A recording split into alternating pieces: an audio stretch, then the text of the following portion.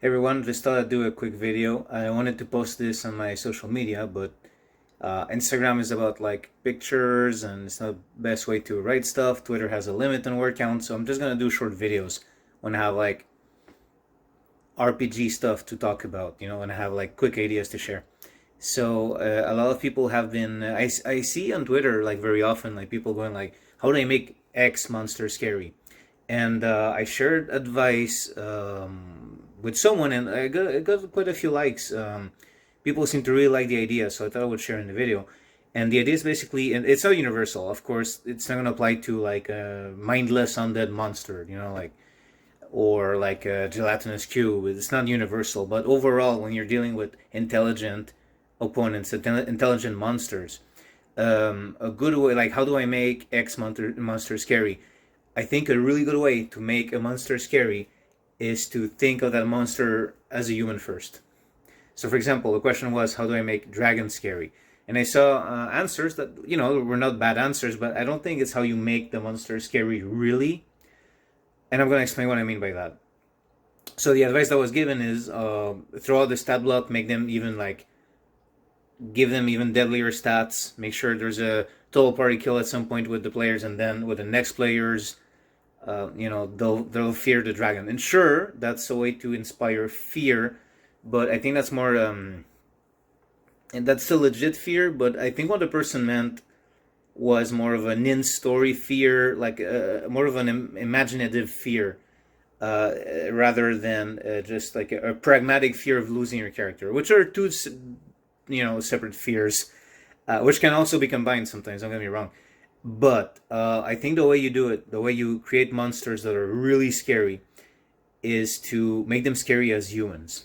So imagine Hannibal Lecter is the example I gave. Hannibal Lecter, like just imagine like you introduce Hannibal Lecter, that type of character, I mean, in your story. Like they're disguised as a human perhaps at first.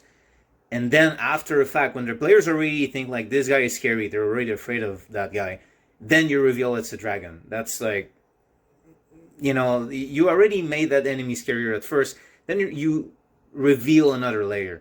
So I think that's, if you want to make your monsters scary in your tabletop RPGs, think of how you would make them scary as humans. Also, there's the unknown that's important, and a lot of times people will say stuff like, don't use the name of the monster, use a description, like don't confirm what the monster is. It's good advice, but also I would say like try to add an aspect of the unknown to it. So just this unknown factor. For example, the example I gave, like this very scary human being already, then oh, it's actually a dragon. You just add a little something they didn't expect. So I think you'd go like that. When very often you want to make a monster scary, it doesn't matter what the monster is, what it does, what its attacks are. Just go with how do you make them scary, even if it was like this normal human. And a lot of people are going back to using human stuff, goblins and orcs and RPGs, just kind of like as a practice for that. And so that, and you try to add a little unknown, a little. It can even be, check it out. It can even be something good about the monster. Maybe the monster like is like killing people left and right, but it has one redeeming quality. And then like sometimes be like it's kind of funny. Fear can also be the fear of not having understood something completely. So you kind of add a little. Maybe the monster does one good thing, and then people might even feel icky about killing it now, even though they will, probably. So they're like, and you don't redeem the monster. You still like the monster is still monstrous, but there's like this one thing. Anyway, those are my ideas. I hope you like them. I hope it helps. Everyone, good luck with your dice. Okay, earlier today I made a video about how to make monsters scary in tabletop RPGs. And I kind of mentioned real quick, this does not, like, this idea doesn't really apply to unintelligent undead, like zombies and such. And that got me thinking, how do you make zombies scary? And again, I'm not talking about stats or whatever, I'm thinking like in the story, like story-wise, how do you make zombies scary? And I think zombies are kind of like this fear of death, right? That's an obvious thing to say, but it's kind of like death walks towards you with your face. If you become a zombie, like it's your face. Or that of a loved one or people. Or so I think a really efficient way to use zombies is, first of all, if a necromancer is like raising zombies in a place that your player characters are used to, and there's anyone they care about who died recently, one of the zombies has to be that or those NPCs that they cared about as a zombie. That's a must. If there's no such thing, like it's a location they're new to, or just no one they care about died recently, or that at least they knew, then I would just recommend to have stuff on the zombies that remind the player characters these used to be people. A wedding bang on a rotting hand, a little zombie girl still like holding her teddy bear, like stuff like that is horrifying because it reminds you these used to be people. And like zombie movies have done before. I'm not like coming up with this like incredibly original idea, but I feel like in tabletop RPGs very often like zombies are just like this kind of like cannon fodder monster. You put them instead of goblins when you're doing a horror game, and there's not much thought put behind them. So yeah, I think just like put little indicators, like it's just stuff that would remind the players these used to be people. These are not just like punching bags that move towards them to be slashed, before the big vampire or necromancer boss or whatever. Like that's what, no matter what the stats are, no matter how big or little a danger the zombies represent to the characters in game statistics, what depending on their levels or the game you're playing or what the zombies can do, if you can remind them these used to be people that they're now having to chop down, like, will be equally horrifying to being attacked by them. So I think I just wanted to share that because it's this thought I had. Again, not like an original thought to say the least, but maybe just sometimes a reminder of the good old tricks can help people go like, oh yeah, I forgot that. Or maybe it's their first time you hear it. Who knows?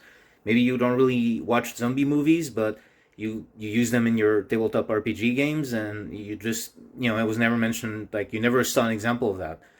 The George Romero movies had plenty of stuff like that where you saw zombies and there were indicators on the zombies that it used to be people, and it was like really, really creepy. Yeah, that's it. Hope it helps. Okay, I want to talk about something, and I really want people to stick to the premise of this video and not get off track. Okay, if you want to get off track, do it elsewhere. If you want to talk about something else, do it elsewhere. And I want to be clear. This is not me. How can I put this? I've seen this argument be used both for stuff I agree with and disagree with. So what I mean to say is that I've seen people use this argument to defend things that I have agreed with them, but I just hate that argument. I think that argument is lazy, and I don't agree with it, and I don't like it, and it's not a good argument at all, and people need to stop using it, okay? And this goes for stuff I agree and disagree with, okay? I want to be very clear, okay? Whatever post you saw, because this isn't the internet, I gotta be clear on this. Whatever post you just saw somewhere online, and someone used that argument, it doesn't mean I disagree with that person. You don't know which arguments I agree or disagree with, so I won't, this being the internet, I have to start with that. It's sad, but that's the reality. Now, the argument itself, well, there's dragons in it. No, stop it. That is the worst thing. Whenever I agree with someone, whenever someone on my side of the argument uses the argument there's dragons in it, it's cringy. Okay, it's not a real argument. The only thing you're kind of proving is that you don't have the ability to discuss the matter at hand. I'm sorry, okay? And this is the controversial part of my post. I hate that argument. It's been used for stuff I agree and disagree with. I want to be clear on this, okay? This video does not tell you, the viewer right now, any opinion you might have on any other matter. I know how the internet works. Don't try. But the whole there's dragons in it is a stupid argument. I'm sorry. People have to stop using it. If I'm watching Game of Thrones and suddenly Ned Stark jumps 20 feet in the air like he's in some anime, and I go like, guys, that broke my immersion. Like, what happened there? That doesn't fit the world that we were watching. Like, how come Ned Stark, a normal human being, just jumped 20 feet in the air? And someone goes to me and goes, well, there's dragons in it, therefore don't question it. That's a stupid argument. People, you have to stop using it. Please use actual arguments. Whenever you have an argument about whatever fiction you're talking about, There being dragons in it or fantasy elements doesn't mean that anything goes. You know, it doesn't mean anything goes. Um, it's like if I'm watching a Batman movie and suddenly Batman uses like laser eyes, and I was like, how come Batman now has like heat vision? And someone goes, well, there's Kryptonians in the DC universe. Yeah, but it still doesn't explain how come Batman was able to use it. So whatever argument you're having, the existence of some fantastical element doesn't discredit the realistic elements of that world. So whatever you're discussing, stop saying there's dragons in it, please. Hey everyone, how's it going? So on Twitter, I saw someone asked for hot takes, controversial takes on D&D, and someone posted that they hated when a fumble was used against the characters, like in a way, for example, that you drop your weapon or you stab your friend or something like that. Like they said that they hated that there's always this one chance out of 20 that something's gonna go wrong. Like they feel like it's kind of like unrealistic and unfair. If I remember correctly, I'm sorry if I'm not remembering correctly. And because I'm not doing like a proper reading the quote, I'm not gonna put the name there. But uh, I have to say I disagree as someone who trains martial arts. I'm gonna explain. But however, there's validity to the point. But I think that there is room for messing up 5% of the time. And there is precedent and room for that if you train any sort of combat sport, let me tell you. Um, so, first of all, I agree that a fumble list that is way too harsh is no good. I think I read that years ago, someone made a joke online. It was basically if your fumble chart has like 10 fighters in front of dummies with like an armor class of 50-50 for hitting as a default, and after this many rounds you have dead fighters on the floor, your fumble chart is too harsh. That was pretty funny, and it's true. You know, like if fighters are just like hitting a dummy and the fumble chart makes it so they kill themselves in the process, your fumble chart is way too harsh. And now regarding like dropping weapons or falling or stuff like that, um, I've recorded like I have like serial 3 of my shows already recorded, serial 4 is already recorded, and Shadows of Gloomgrad, which is the spin-off where I DM, already recorded. And let me tell you, in Shadows of Gloomgrad, I've used fumbles a lot because that's how I, as someone who does combat sports as a hobby, but as someone who practices combat sports, as someone who watches MMA, I understand them to be very realistic. Those fumbles, like when think about it, because when you're fighting it's non-stop, the other person's doing stuff you might not have expected. It's not like you're standing in front of the dummy, you know, like when you're hitting a punching bag. No, if you know how to kick, you're not gonna fall one kick out of 20 for sure. But when you're fighting someone else, your kick might go through the ropes of the ring. You might, this is also like an accident, but you might kick your training partner in between the legs by accident. You know, you didn't mean to do that, but it happens. You might, both of you might have your shins clash, and like you both kick each other's shins, and it hurts like hell. If you're grappling, like you might want to take someone down, and they not only stuff your takedown, but they end up on top of you, which is even worse. Like there's so many things that go wrong. Now, the way I used it in Shadows of Gloomgrad, and the first Shadows of Gloomgrad, and because there's going to be more, and the way I just use them as a GM is a fumble should put you in a bad position, but not in a deadly way, and certainly not like extreme damage or like But if you're shooting into like with a ranged weapon and people are fighting, yeah, it is very likely to hit your friend, even if you're like a trained like a warrior, you know, like um if so that's kind of the way I do it. Like you're gonna be in a bad position. However, I think the golden rule is it shouldn't be like the end of it. Like the fumble should be a complication. Like for example, in the grappling exchange, like a missed attack would be you try to take someone down and they stuff your takedown. You don't succeed in taking them down. If you go to one, you not only didn't succeed in taking them down, they end up on top of you. You're in a bad position. Well, I mean, in grappling, sometimes you can be underneath and be in a good position, but you know what I mean. So, but you still have the abilities to get out of there. So when you watch like an MMA fight, for example, which I'm gonna go with what I know, um, you often see it in a fight, like a fighter will do something they shouldn't have, or they miscalculated something, and they end up in a bad position. But often, not always, but often, the superior fighter will still make it out on top. You know, they'll scramble their way out of that situation, or and sometimes not. But what I think is the golden rule to me is like that one chance out of 20 is you misjudged something or you did something by accident, but it should never be like fight ender in itself, but it should lead to complications which might make it so you lose the fight. But you know, for example, if you end up underneath someone and they're like punching you or attacking you, it might be the end of the fight if you don't succeed in getting out of there. But it might also just be this complication and then you get out, you know, like so I think I see it the same way.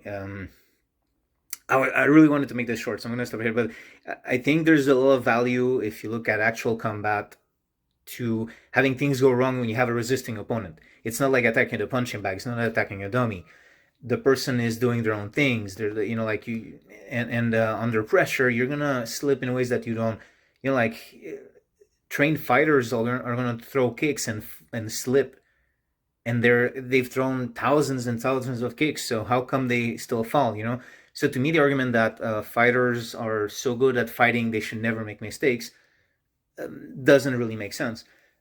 Now, when people, I'm gonna add this. It's I wanted to make this short. I'm failing, but I'm gonna add this real quick. I think when people compare fighters to magic users and such, they often don't use strategies that I think real life fighters would use if they had to face magic users. I think very often, like there's things that players could do to mess with magic users a lot more. Um, like if a fighter has to deal with magic users very often, why don't they have a net? You throw the net over magic users, they can't like move their hands, and that messes with their spellcasting. Or I don't know, depends on the rules and all that. But to me, it's just I think there's ways for fighters to balance out the scales if they use strategy in their combat, and because they have a better attack bonus, they have a better chance of succeeding at messing up with whatever what does the magic user need to do in your rule set to cast their spells? Mess with that. You have the fighting ability to do so. So very often what I find is just people complain that fighters are not doing well against magic users, but all they do is have their fighters stand there and fight like just swiping their sword. They don't have any strategy. So it's kind of the same way, I guess, in MMA. Like if you have no strategy, if you just I'm going to stand and bang, someone's going to take you down. If someone with better strategy is going to take you down, or is going to like be better at feinting and striking or whatever. So I don't think that we need to make it so people with really good attack bonuses can never fumble. I don't think that's a solution. I think fumbles should be complications because that's what happens. And I think that people who are not happy at how unbalanced it seems when a fighter confronts a magic user might want to look at strategy, might want to look at like all of these supplements that have like equipment in them that everyone ignores. Everyone's like, oh, this sword does the best damage. And okay, go look at that boring net. Like maybe that boring net that I don't need to bring people in alive. I don't need a net. Maybe you throw it at a magic user. Magic user can move. Stab him while he's trapped in the net. I don't know. Or even grappling. There you go. I was talking about MMA and grappling. Like, if you have the best attack bonus, chances are you're going to be able to out-grapple the wizard. If you're grappling the wizard, chances are he can't like fumble his hands around to cast a spell. Anyway, this is a bit all over the place, but I think fumbles have their place. I don't think it breaks the mood for a great fighter to make mistakes. I think if you know how to run the game during those mistakes, it opens up the opportunity to even like show how cool the fighter is, because even when they end up in a bad position, they scramble their way out, like it's that can happen in MMA fights. It's really exciting when you see like a good fighter be in a bad position, they get out of there. It's even more impressive because it's one thing to win a fight without making mistakes, but if you make mistakes and you manage to get out of there, it's even more impressive actually. Okay, anyway, I hope this didn't ramble on for too long. I wanted to make it a short video. It's already past 8 minutes. Thank you for watching.